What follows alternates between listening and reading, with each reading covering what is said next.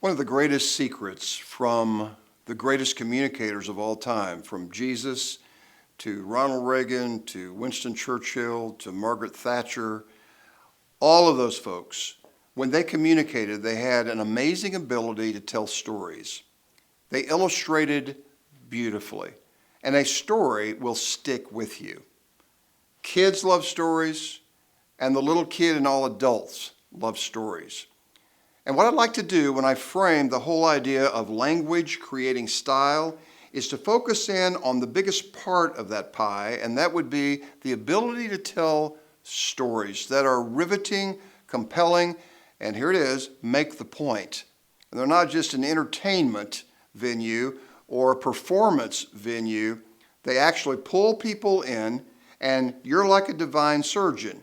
You soften the skin through ethos and pathos, through storytelling ability, through great organizational ability, then you slide the knife in of truth, logos, and they end up loving it.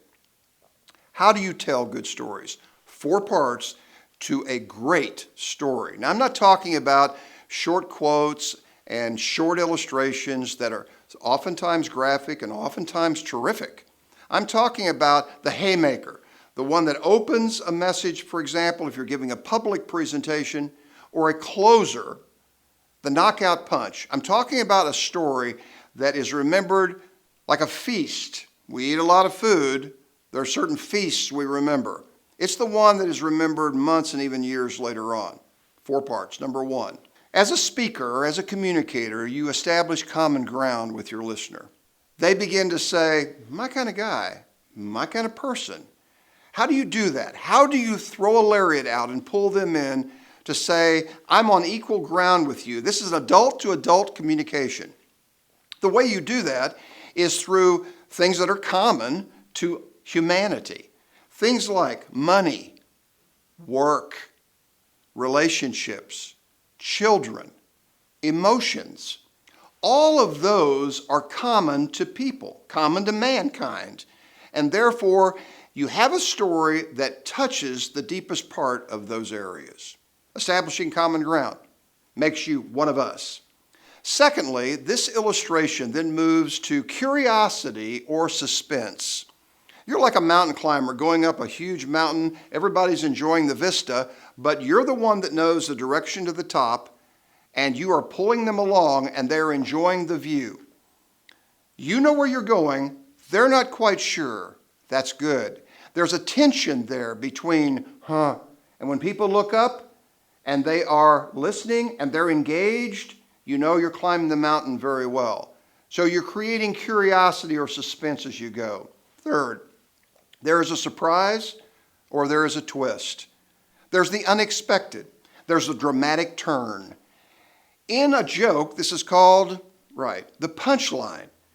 In a great illustration, this is when the unexpected happens and you go, whoa.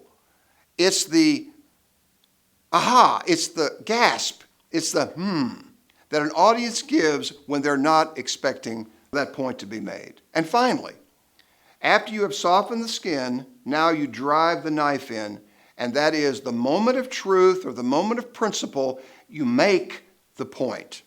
It's not just for entertainment value. Oh, you really turn a phrase, you're a great storyteller. No, that's not what we're talking about. We're talking about going back to the content, going back to the truth as you see it, and driving that point home. Let me illustrate this through the use of what I would call the human brain. There are 2 kinds of communicators today. One is called a first brain communicator, and one is a second brain communicator. What does that mean? Our first brain, or the limbic system, was developed first in life as a child. Secondly, the outer cortex was developed secondly. The center part of our brain that connects as a child understands only one thing, emotions. The outer part understands only one thing, reasoning. The great communicators of all times have been the ones, a la storytelling, that are first brain communicators. They touch the emotion of us to allow us to then reason. We buy the person, then we buy what they're selling, if you will.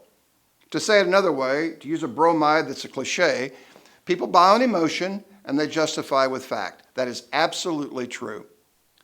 What constitutes a first brain communicator? How do you become a first brain communicator? Following 3 principles. Number 1, first brain communicators know that the words learned earliest in life have the strongest force and power. The words that we learned as a child have the strongest force and power. So you use short words in short sentences.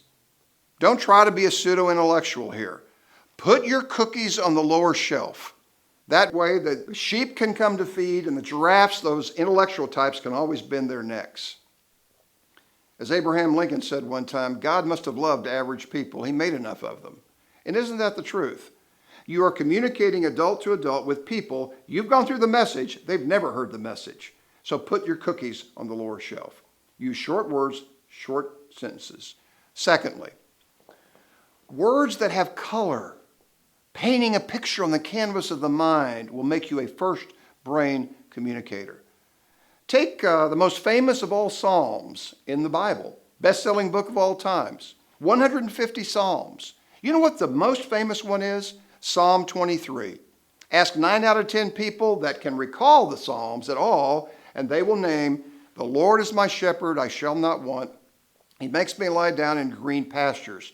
If you go through the metaphors in that psalm, you see amazing pictures, the still water, the green, the table banquet. All of that creates a color and emotion within the heart. Not only that, but in the King James Version, out of 106 words, 91 have 1 syllable. Keep it short, keep it sweet, keep it simple. And finally, first brain communicators have an uncanny ability to remember names. Words learned earliest in life. You know what the word we learned earliest in life, the one that meant the most to us, created our identity, was our name. The naming of persons is extremely important. And when you remember names and use those names, even in the presentation, you will climb the ladder of corporate success. Names are important because they say you care, and you use those names, and I'll tell you, there's emotionality involved. The greatest storytellers of all time were clear, they were accurate, and most importantly, they were relevant. They connected to people in the heart. Become a great storyteller, and you'll become a great communicator.